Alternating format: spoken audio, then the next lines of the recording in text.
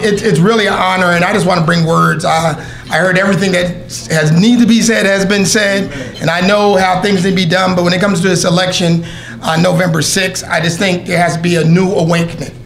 I mean, I'm sure everybody's talking about Donald Trump and, you know, the racist, you know, divide that we have here in America at this time. You know, regardless if it's women, regardless if it's LGBT community, it's the Muslim community, it's people that are trying to escape, you know, horror and terror in countries in South America.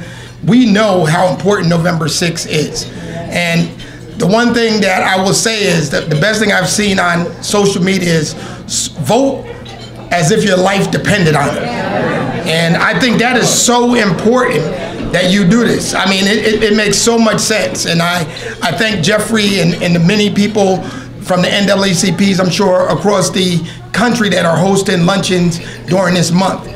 But the important factor is we do not need to wake up on November 7th and go to a neighbor and say, did you vote? Oh, when was the election? I didn't know who was up.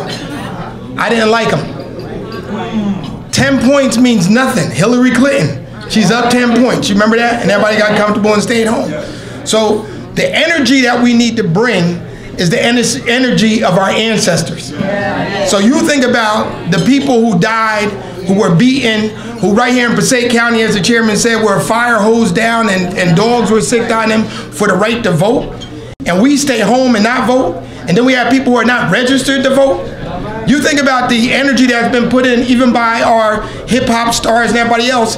That's how important it is that we need to get out here and vote.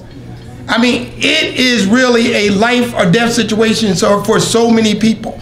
And when I see our Commissioner of Education here, you think about the money that Chris Christie held back for 8 years on our people and underfunded schools by $8 billion. And you have buildings throughout New Jersey that during the winter months that they are freezing and it's dripping on our heads. And during the summer months, the kids' nose are bleeding and they're having asthma attacks. That's how important this vote is. And when you're doing the right thing, they're gonna attack you. So you gotta have your armor on. You gotta be ready to go. So you know when our Governor Phil Murphy is being attacked, he must be doing the right thing. So when Governor Phil Murphy fights for those who are less fortunate, those who may not give a donation, those who are not gonna come out here and have these big dinners for him, you know he's doing the right thing. So he's gonna be under attack. When your local leaders are doing the right thing, they're gonna be under attack. So it takes people like me and you and the people out here to get out here and fight. And the one message I will send is, as a young lady, when she came in, she said, you are Sister Maxwell's son, right? And I go, and my mom was a longtime Passaic resident. She lived at 146 Jefferson Street. And she loved Williams Amy Chapel Church. That was her church. And she would, every event I had to come and sit in the back for friends and family. Usher Day, I've been to every Usher Day there's been in everything, and I made it. But when you think of Amy, churches, and the energy to vote, you think about June 17, 2015, and I've told this everywhere I went. And a guy named Dylan Roof walked in on a prayer service at Mother Emanuel AME Church in South Carolina. And the race war almost began again because its ugly head continues to poke out. I mean, just this past week, I mean, the guy who sent bombs to our leaders, and it's with ill intent, and it's with fear. That we have to say that, you know what, we have to be involved. You think of the future that Reverend Senator Clemente Pinckney had. Like, he was a national figure and he was killed in his church. We have to get beyond just praying for these things. We have to get on our knees and pray. Then we got to get up and we got to knock on doors. We got to get on Instagram. We got to get on Facebook. We got to get on Twitter.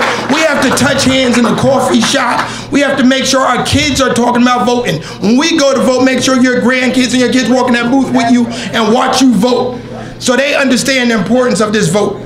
So Passaic County NAACP, the many friends that I have here, the one clear message is on November 6th, not only should we rock the vote, we should change the tide of America and send number 45 and his team packing. That it's over, it's done.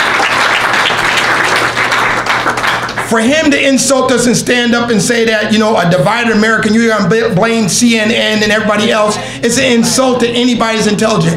And if you're a good American, if you're a Republican, I don't care if you're independent, you know he's wrong. So if you don't say anything, you stand behind them, you're wrong also. That's right. So we know, as we stated, and I know Danielle's here, and we just heard Hakeem Jeffers get me fired up and talk about it. He said one thing clear. We know that every racist in America voted for Donald Trump, right? That's right. And everybody who is blind to racism also voted for Donald Trump on that day. So these same people will go to the polls in Passaic County, in New Jersey, and do the same thing because they do not want to see progress. The progress that Barack Obama made the last 8 years, they want to see reverse.